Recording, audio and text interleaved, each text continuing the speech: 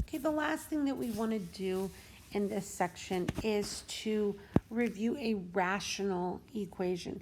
Now, rational is just kind of a fancy word to say fraction when there's a variable involved. So most of the time, the first two topics that we looked at were pretty nice and easy. And then we get to this, you're like, whoa, a fraction, okay.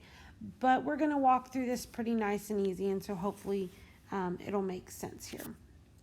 So we're going to start off pretty simple here. Let's look at a first example. I'm going to have, let's say, 4 over x plus 1/3 equals 12. Okay, so the first thing that I want to do here is I want to find a common denominator. What that means is that I need to multiply everything by a 3 and an x so that everything has the common denominator of a 3x.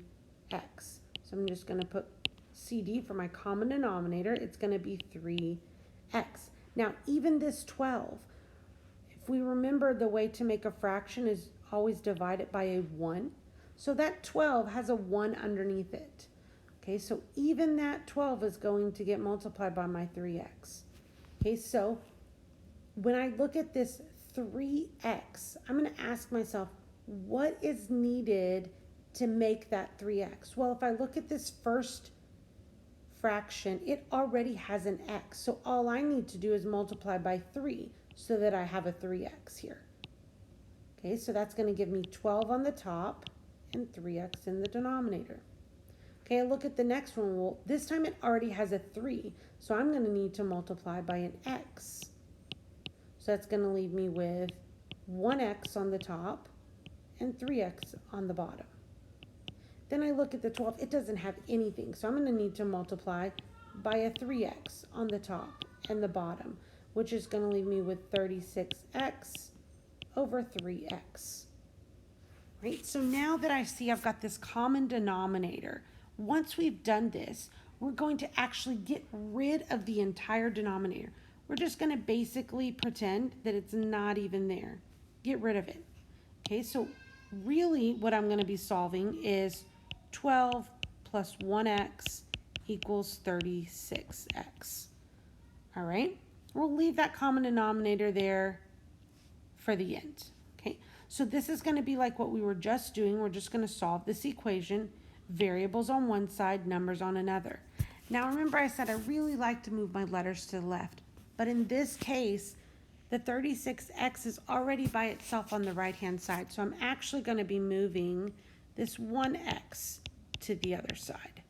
Okay, so I'm going to have 12 equals 35x. To finish solving this, I would divide by my 35. So I get x to equal 12 over 35. It is okay to have a fraction, okay? It's not going to be a big deal. That can still be our answer. Now, we have one extra step when we have a fraction. What we need to do is we need to go back up to that common denominator, and we need to say, okay, well, let's pretend that this common denominator equaled 0. If that were true, I would solve, so I would divide by 3 and get x equals 0. All I'm going to do is I'm going to check to make sure that my answer is not the same as the common denominator, because I cannot be that denominator. So since 12 over 35 is not 0, it is indeed my solution. Okay. So let's go through the steps that we did again. We got our common denominator first. We multiplied by what we needed to get that common denominator. Then we crossed off the common denominator and solved the numerator. Then we checked the denominator to make sure that our solution was not what the denominator would solve to be. Okay, so there's a lot of steps going on. Let's do another example and make sure that we really got it. Okay, so let's look at another one here. Let's say we have 3 over x plus 1 minus 5 over x equals 7 over x. All right, so same thing. We're going to start off with finding that common denominator. Same way we did last time, we're going to multiply. So I'm going to have x times x plus 1. Now, these two x's are already in common, so I only need to put it on there one time. Okay, so I need to ask myself, well, what do I need to multiply each fraction by? So the first fraction, it already has an x plus 1, so it will need to get multiplied by x. Right, that's going to leave me with 3x over x times x plus 1. Looking at the next one, it has an x, so it's going to need to get multiplied by an x plus 1. Right, so that's going to give me a negative 5x and a negative 5x times x plus 1. Then my next one, I have an x, so I'm going to need to multiply by x plus 1, which is going to give me 7x plus 7 over x times x plus 1. Now I've got that common denominator. Remember, so that means I'm going to cross off my denominators and I'm going to solve the numerator. Okay, so let's see what that numerator looks like now. I have a 3x, I have a negative 5x, I have a negative 5 equals a 7x plus 7. All right, so let's see what we need to do. I need to do a little bit of simplifying on that left-hand side because I have some like terms that I can combine. I'm going to combine my 3x and my negative 5x gives me negative 2x minus 5 equals 7x plus 7. So I'm going to move, let's say, I'm going to move that 7x and get my letters on the left here. So I'm going to move minus 7x, which is going to give me a negative 9x minus 5 equals 7.